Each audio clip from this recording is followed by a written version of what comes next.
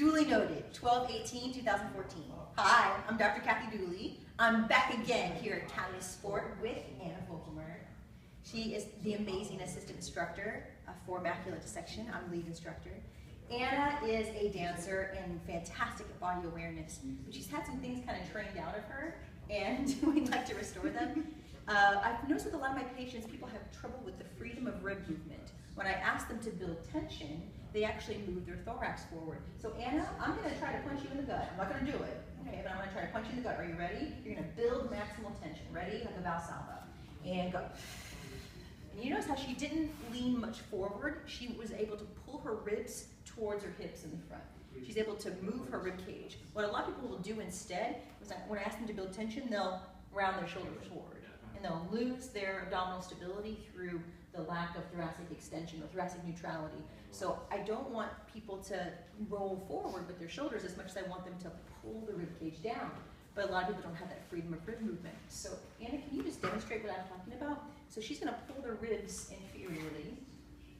Good. And then come up. And then down. And then up.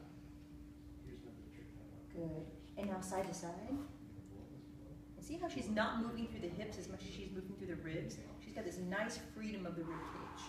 This is because Anna has very good thoracic movement.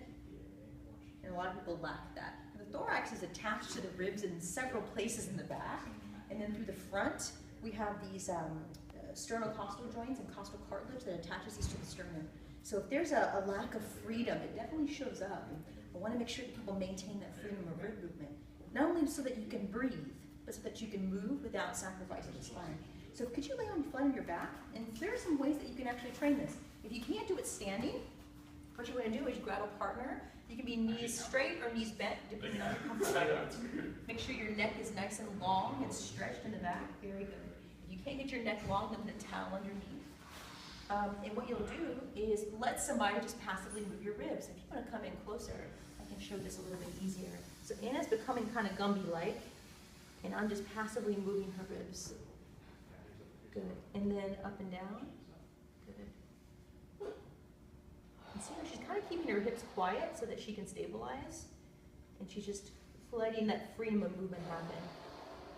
So once the cerebellum and the rest of the motor system kind of understands what that's supposed to feel like, then I have them do it on their own. So just look at that. Beautiful. So notice how she's not overly extending her shoulders. She's not rolling anything forward. She's not hiking her chin. She's not jutting her chin. She's not sacrificing the spine to be able to maximize rib movement. Now try the up and down. Tilt up and down, up and down, up and down. If people can't understand that, have them bend their knees, and then they can actually incorporate the pelvis into it. Good job, Anna. Notice how her spine stays relatively stable during this. She doesn't overly extend her back. She doesn't jut her chin. She's very, very body aware, and so a lot of people aren't. You can score major points with yourself if you become more body aware. This freedom of rib movement helps you with the 25,000 breaths that you take per day, but also helps you to build maximal tension when you're doing things like deadlifting, pressing, squatting. You want to be able to have that freedom of rib movement to move the ribs down towards the hips, build maximum Valsalva intra-abdominal pressure without sacrificing the spine. Give this a shot. I think it'll help. Dr. Kathy Dooley. See you next time.